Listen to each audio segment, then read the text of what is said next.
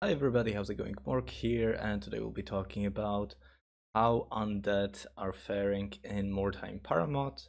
The first character we're going to talk about is the vampire. I think I'm just gonna go ahead and put vampire into the insane category, and it's because the stats of the vampire are very good.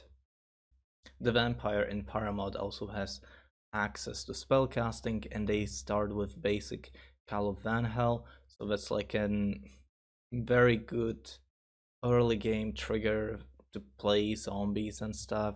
It's very nice. Call of Van Hell can be also used as a means to turn somebody initiative and stuff. I guess I could briefly talk about Undead here as a warband, and in my opinion, Undead are very good at. They're kind of like a hybrid. They're kind of like mercenaries, but like magic mercenaries, but they're also just kind of focused on swarming the enemy. In my opinion, with the overall higher mobility of the vampires, of the vampire thralls, of the ghouls, so they don't really have a higher mobility, but the zombies can have a higher mobility and stuff with the Call of Van Hell and stuff.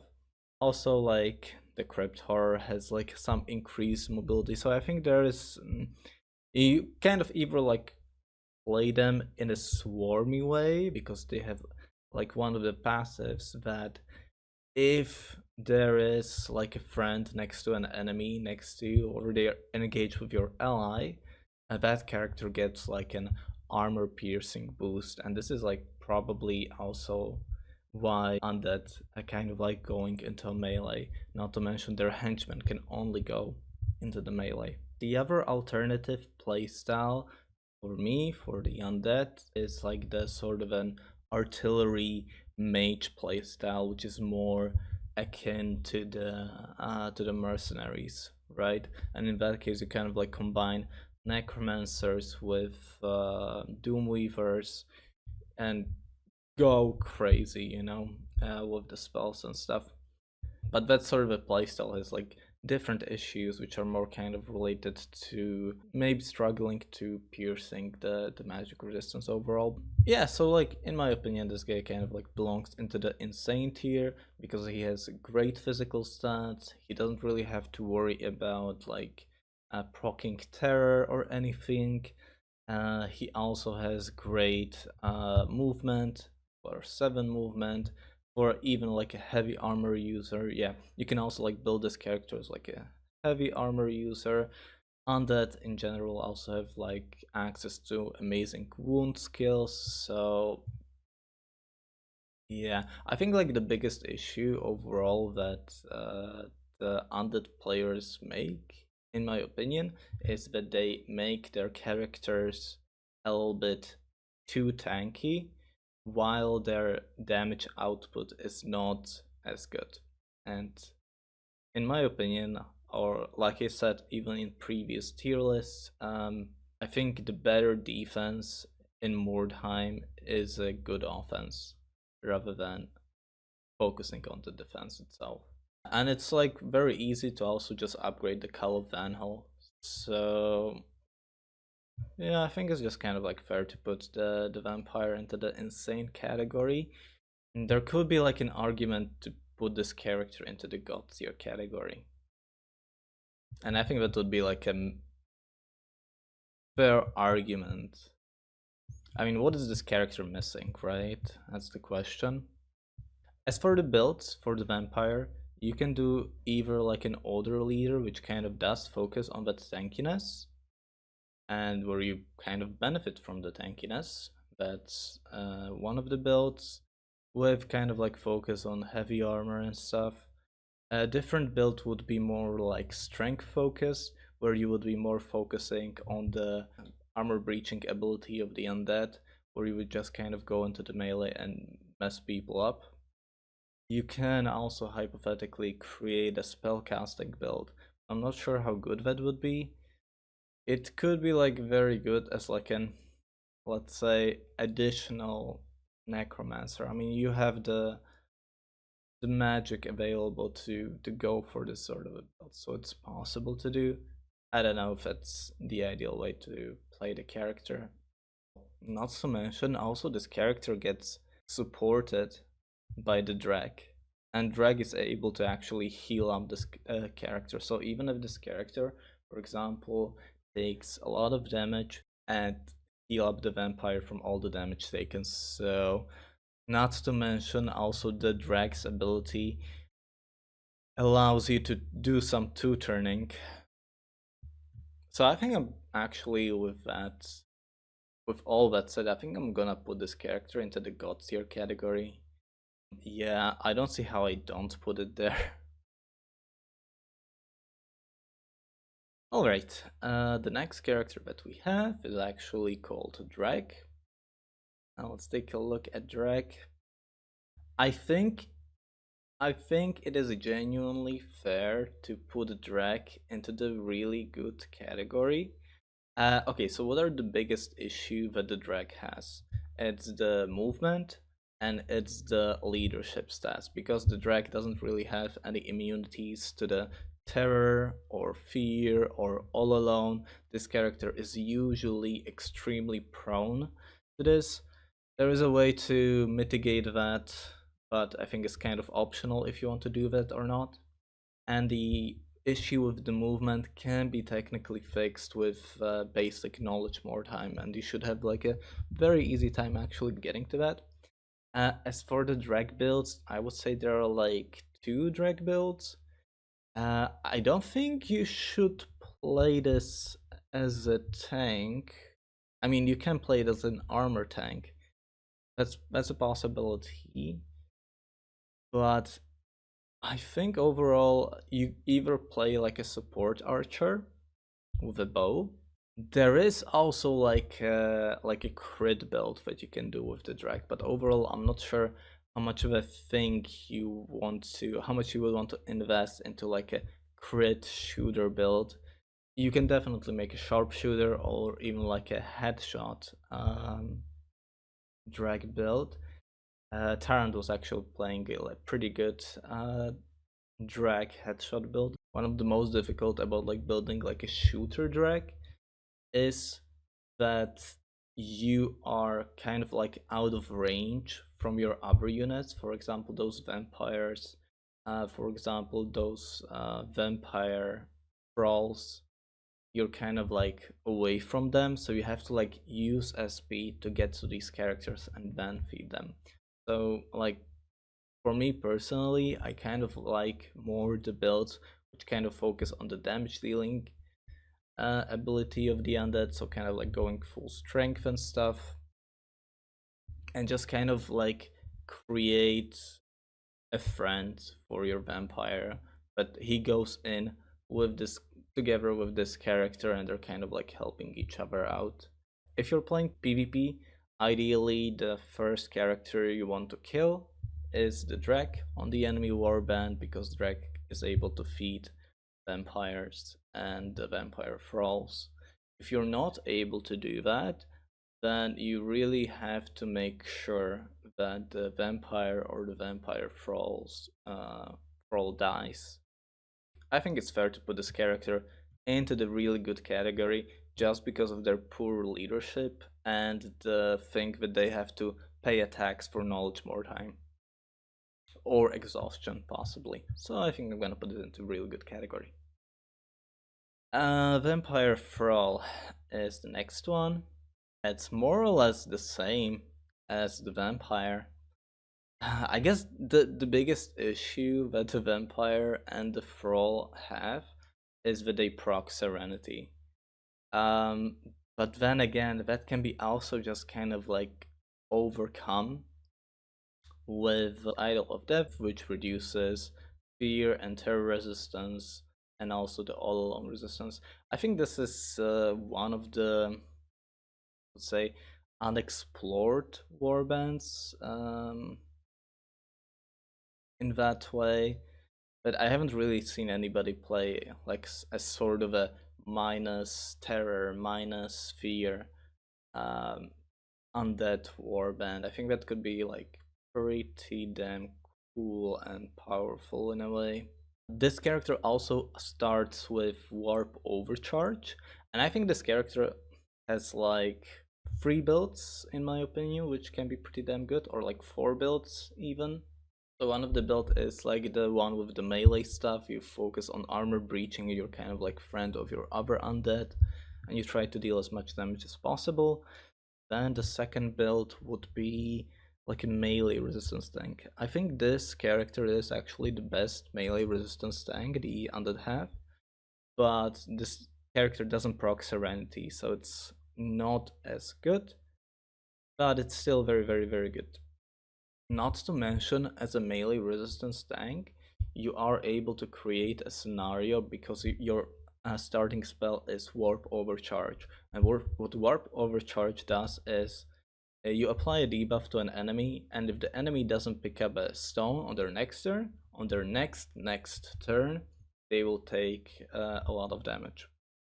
And this damage doesn't scale with intelligence, so you have like means of dealing damage as well. So for example, you're able to lock down a unit, and over time you're going to win with warp overcharges. But as a melee resistance tank, you are going to be prone to intimidates and lures.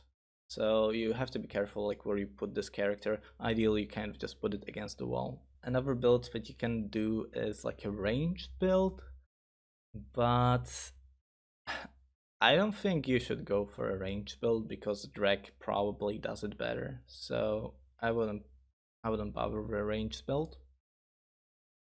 And you can also do like a spell damage build, kind of like friendship with the necromancers that you have. Honestly, I'm kind of split between like putting this character between insane or really good, but I think I'm gonna like put her into the insane tier. And I think that's kind of like the overall case with the undead is that they have like high quality heroes and leaders, and their henchmen. Actually, their henchmen are also like really good, but arguably they're not. Yeah. Alright. Next character that we have is the Necromancer. And I'm gonna go ahead and put Necromancer right away into the insane category, and this is probably one of the best spell damage dealing casters that you have in Mordheim. It's one of the reasons why it is due to the passive of the Necromancer. So if you pick up a stone, all your spells are gonna be reduced by 1 offensive point. Not to mention, you also get Tzeentch's Wrath reduction, so you're more free than ever to actually just go ahead and spam your spells like crazy. Very often in the tournaments, we have a thing where the Necromancer just kind of 999s himself, but that's fine if you're gonna deal like 1 million damage in the meanwhile. As for the builds that you can do, I think you can either do like a sort of a tougher build, which kind of like focuses on a lower, shorter range with your magical spells and abilities. I think there also might be a build which is sort of a hybrid between a melee damage and uh, melee damage and spellcasting, because this guy's stats are like physical and martial stats are relatively good to support that, but that's kind of just arguable, and I haven't really tested that sort of a build properly. So either I think we have like this shorter range, tougher Necromancer, or we go like completely artillery style with trying to get as much range as possible from the enemy and spamming spells, damage dealing spells. So yeah, I guess the priority for the Necromancer is to try to get some sort of a source of wordstone. So ideally you want to like put your Necromancer somewhere where he can quickly kind of grab a wordstone, and he should also have some access to some sort of a chest or even some sort of a corpse where he can like store the wordstone in and repick it on his turn, because this buff lasts only for 1 turn, which is a good thing. I'm only putting also the Necromancer in the insane category because necromancers can be countered extremely well with higher magic resistance. So a talisman can really mess up necromancer. There is also the fact that I should probably mention that this warband has access to the Doomweaver, and Doomweaver has Idol of Change. So if you combine the passive ability of the Necromancer and the Idol of Change, you're gonna have like your spellcasting reduced by 2 offensive points. You might even be able to get something like, if you combine it with a quick casting, you might be even able to cast your spells for like -3 offensive points, which can be a little bit crazy, but also you should probably expect things are gonna get crazy from the Sinchus curse side of things. So I don't know if that is ideal exactly. I feel like quick casting on this character is an overkill though, to be honest. So yeah. As for the leader character, honestly, is there like a big difference between like a born leader and the regular necromancer? Maybe I would actually just overall prefer having in my warband the regular necromancers, because the vampires are already like that good. So I'm not sure what the point of the born leader is. I mean, we can kind of like check it briefly. His weapon skill kinda sucks, but I guess it can be improved. Oh, and I believe some people also like playing this sort of a ranger necromancer, which I guess it is possible to do. I don't think the born leader tag does really anything for the necromancers.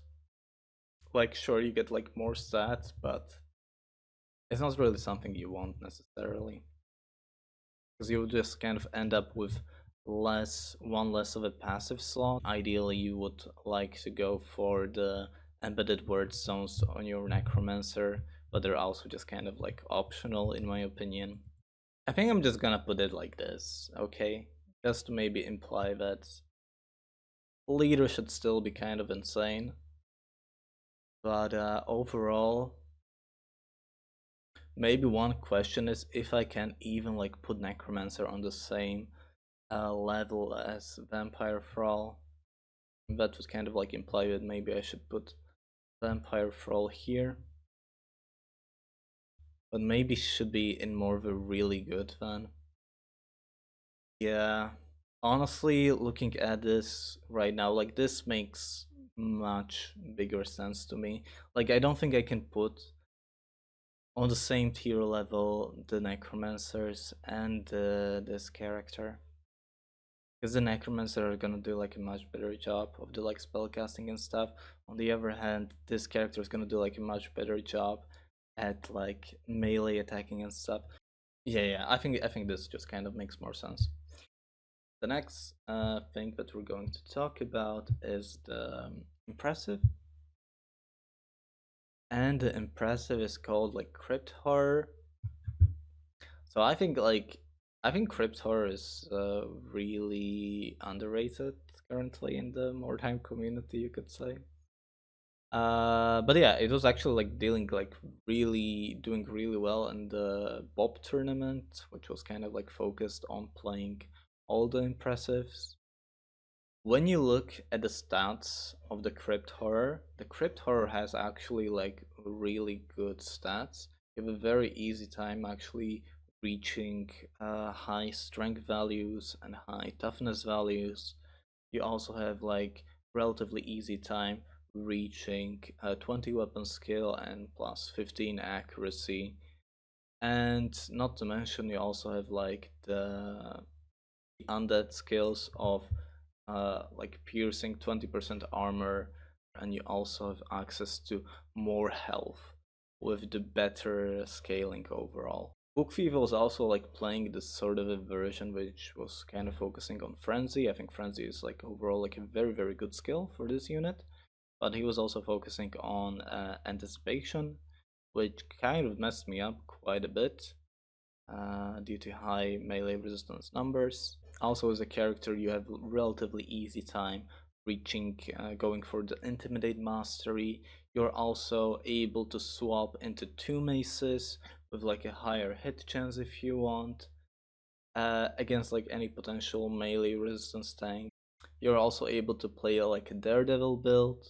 It's also a possibility because you can reach easily that 15 accuracy while not sacrificing your weapon skill all that much. That was also like very good.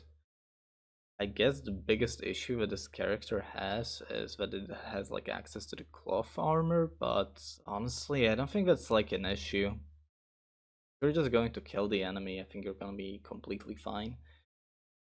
Maybe one thing that I think people are not considering going on this character, or maybe they didn't actually think of going for this character, is our like a double hammer setup. So, in my opinion, if you're like trying to go for like armor piercing or something like that, you already have like the passive for that. Arguably, you could like combine it with armor breaking, but like overall higher damage numbers you're gonna get from double hammers, and double hammers are also gonna be like overall better for two turning. And this is also like another thing that the Undead Warman does like very well. It's kind of like this two turning approach, which is also like kind of why they're like the magic mercenaries, but they can be also like swarmers, you know. I think this character is overall really underrated. I think honestly I'm just going to put this character into the really good category. I put the Ogre into the God tier category because Ogre had access to the light armor and is overall like better at tanking. I would say this character can be like less good at tanking, but still like the damage output is gonna be crazy from this character. That could be easily put into the insane category. I'm not sure, so I think I'll just put this kind of at the top of really good. Alright, next character that we have are the henchmen, and we're going to start with the zombie. So I'm gonna go ahead and put zombie into the insane category. So, like, normally zombies would go to the god tier category. Let's first talk about like why zombies are so good for the undead, and it's just their interaction with the Call of Van Hell. So Call of Van Hell, the basic spell, gives plus 15% armor to the zombies, plus 2 additional movement, and the mastery gives, I believe, plus 30% armor and plus 4 movement, if I'm not wrong. Let me check.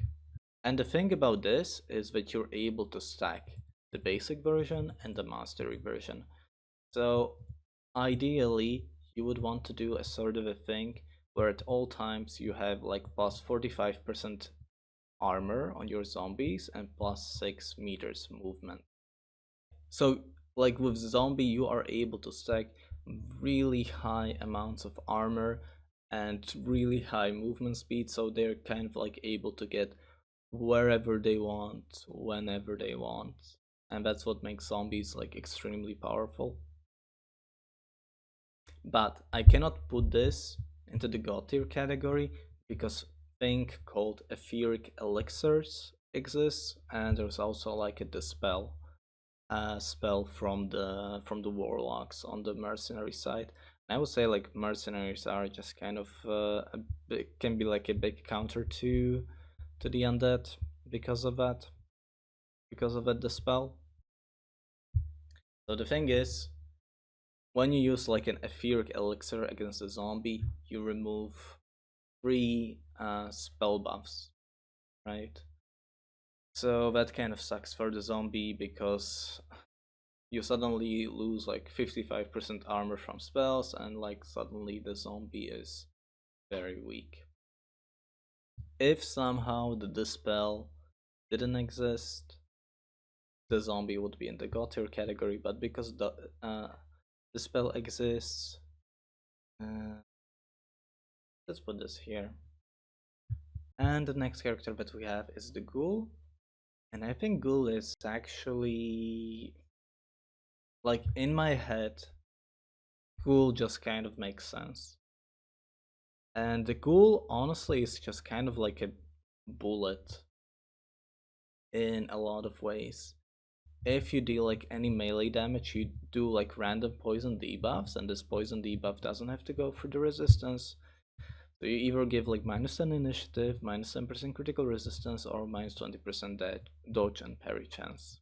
And they're all stackable, they last turn.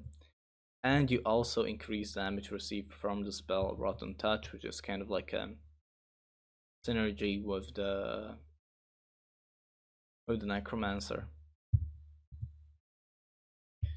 I'm just gonna go ahead and put the ghoul into the good category.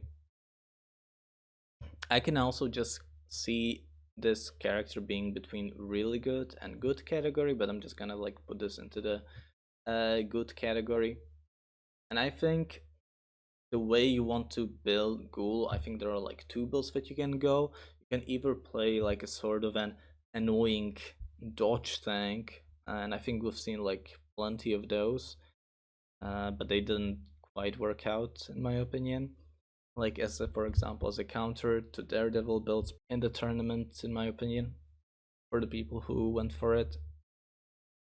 And I think the better build overall, is just kind of like focusing on getting as much strength as possible and getting like as much damage as possible, combined with some of the toughness, and just make this sort of a character glass cannon, right? I could even see like using basic frenzy on this character, just kind of like trying to go crazy with the damage, like applying those debuffs, and getting also that armor penetration from swarming somebody. So yeah, I think overall it's good. As for the next character, it's the LGT version of the ghoul. And honestly, I think I'm just gonna put this also into the good category.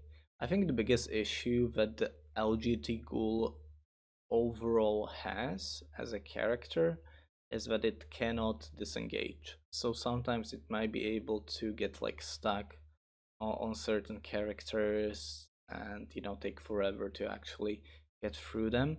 I guess the biggest benefit of the LGT factor is that the disease carrier, right, debuffs.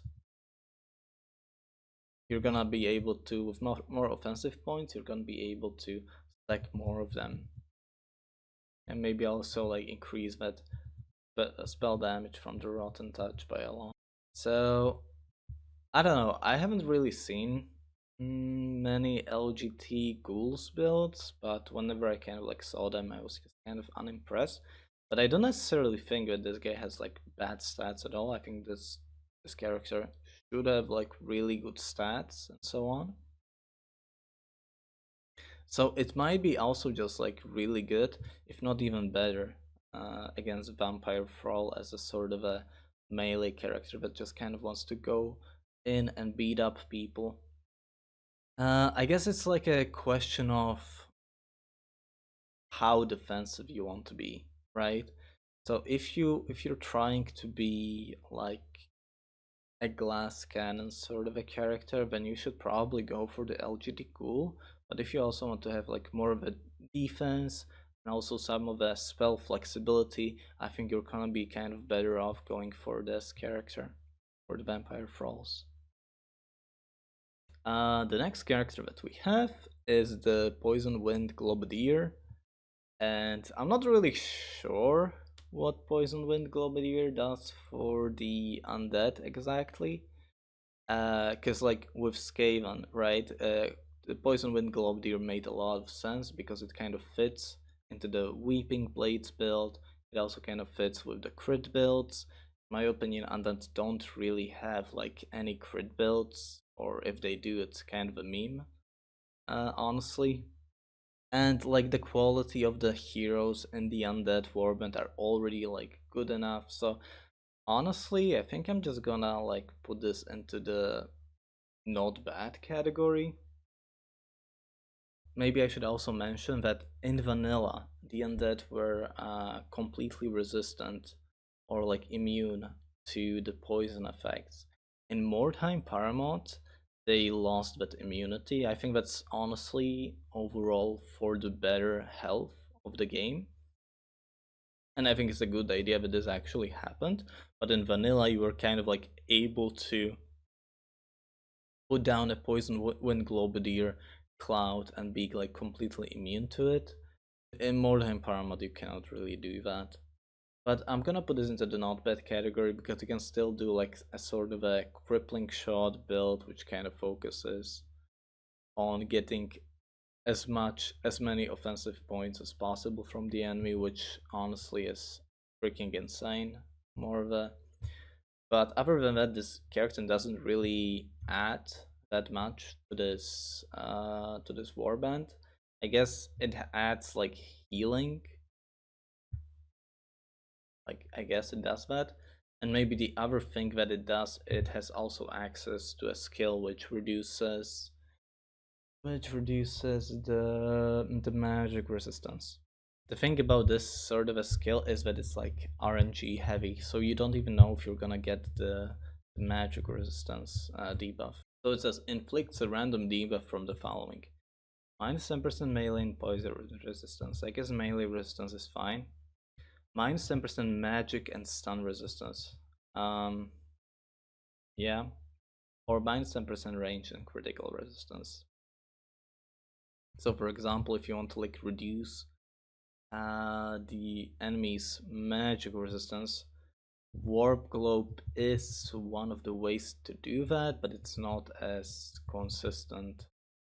It's not as consistent as like the enchantment, which reduces magic resistance range weapons.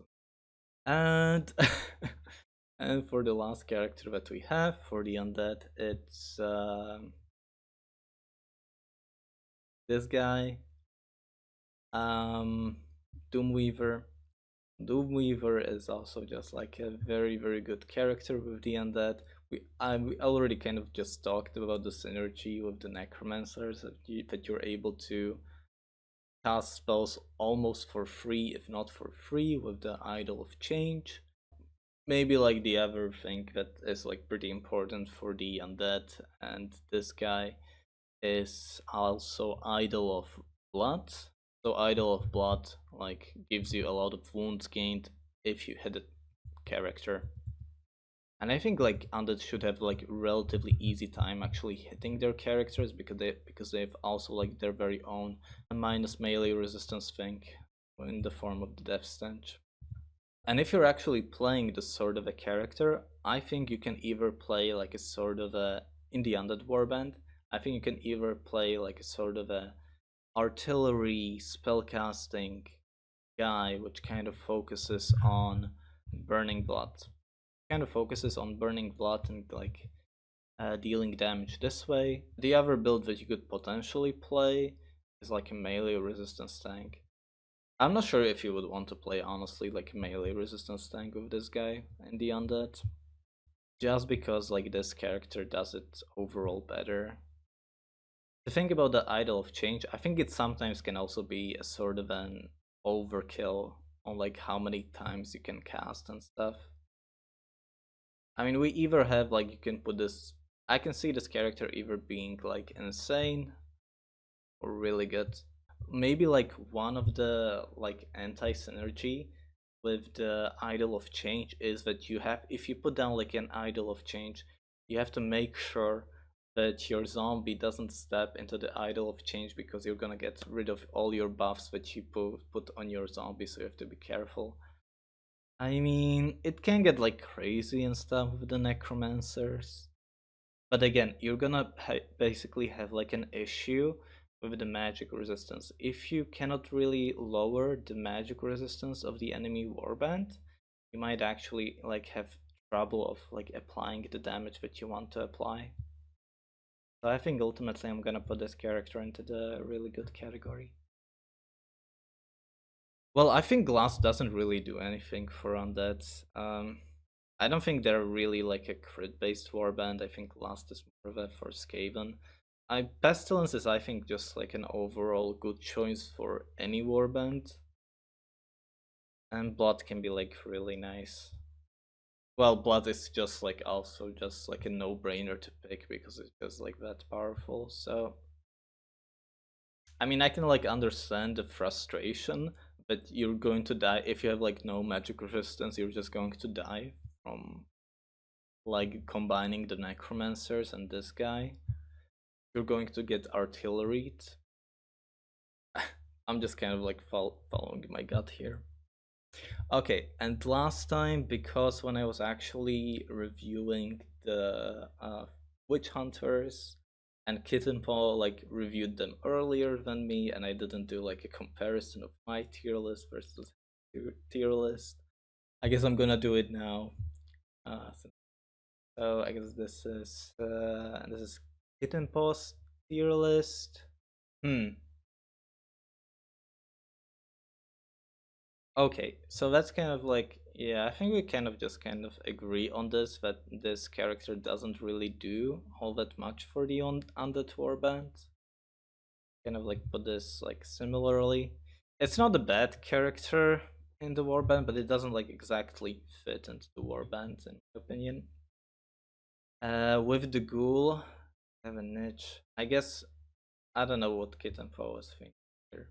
Like Kitten, Ghoul wise, what do you like more? Do you think like dodge builds make more sense or like pure offensive builds? Because I kind of like put this Ghoul in the good category based on the fact that like I think it's like a pretty good damage build, not like a dodge build exactly. I think the dodge build is like worse. Kitten is saying that they are too one-dimensional. Alright. Yeah, I guess that's just kind of like fair, honestly. Maybe like I wouldn't rate this ghoul as highly, just because like this character, like I just see this character get stuck oftentimes on like one enemy unit that it doesn't really do enough. But hypothetically, it should be like high damage dealing character, so I don't know. It should have like good stats and stuff. Alright, but I'll watch the explanations and stuff later. Um, I don't know. Like, I'm not really surprised by this tier list. How you rated stuff, and this is kind of like how I rated it, I guess, for comparison. Alright, I guess that's about it. Bye bye.